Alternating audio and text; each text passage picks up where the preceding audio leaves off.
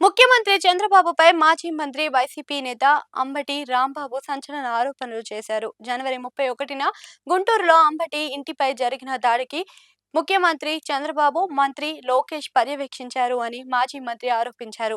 ఉప ముఖ్యమంత్రి పవన్ కళ్యాణ్ ప్రభుత్వంలో ఉన్నారని, కాపు కులస్తులు అంతా కూటమిలో ఉన్నారు అని అనుకోవద్దని హెచ్చరించారు. కులాలను అడ్డుపెట్టుకొని రాజకీయం చేస్తున్నారు అని విమర్శలు గుప్పించారు. ఇటీవల అంబటి అరెస్టు విడుదల తరువాత ఆయన తొలిసారిగా విశాఖకు వెళ్లారు.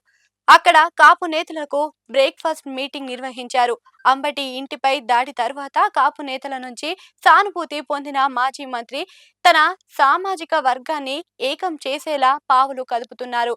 విశాఖ పర్యటన ద్వారా అంబటి ఈ సంకేతాలు ఇస్తున్నట్లుగా భావిస్తున్నారు. ముఖ్యమంత్రి చంద్రబాబు, మంత్రి లోకేష్ పై సంచలన ఆరోపణలు చేసిన అంబటి కులాలను రెచ్చగొట్టి ఏం సాధించాలి అని కోరుకుంటున్నారు అని సూటిగా ప్రశ్నించారు. అంతేకాకుండా మంత్రి లోకేష్ రెడ్ బుక్, పిచ్చి బుక్లు తనను ఏమీ చేయలేవు అని ధీమా వ్యక్తం చేశారు. రెడ్ బుక్ కు తన కుక్క కూడా భయపడదు అని అనడంతో మంత్రి లోకేష్ కు కోపం వచ్చిందని వ్యాఖ్యానించారు. అంబటి విశాఖలో మాజీ ఎమ్మెల్యే కరణం ధర్మశ్రీ ఇంట్లో వైసీపీ కాపు నేతలతో సమావేశం జరిగింది. ఇందులో మాజీ మంత్రి అంబటి ఇంటిపై దాడి, ఆ తర్వాత చోటు చేసుకున్న పరిణామాలను చర్చించారు. ముఖ్యమంత్రి చంద్రబాబు పతనం ప్రారంభమైందని, తన ఇంటిపైన జరిగిన దాడికి తగిన మూల్యం చెల్లించుకోక తప్పదు అని అంబటి హెచ్చరించారు. తనపై జరిగిన దాడిని ఒక కులంపై మరో కులం చేసిన దాడిగా చూడాలని సూచించారు.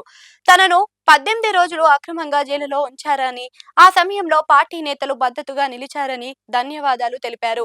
చరిత్రలో ఎన్నడూ ఎక్కడా జరగని విధంగా తన ఇంటిపై దాడి జరిగిందని, టీవీ ఛానళ్లలో లైవ్ వస్తున్నా ప్రభుత్వం పట్టించుకోలేదని ఆరోపించారు. టీడీపీ గూండాలకు అలుపు వచ్చే వరకు దాడి చేశారని ధ్వజమెత్తారు. సాయంత్రం 5 గంటల నుంచి రాత్రి 12 గంటల వరకు దాడి కొనసాగిందని, ఈ దాడితోనే చంద్రబాబు పతనం ఆరంభమైందని వ్యాఖ్యానించారు అంబటి.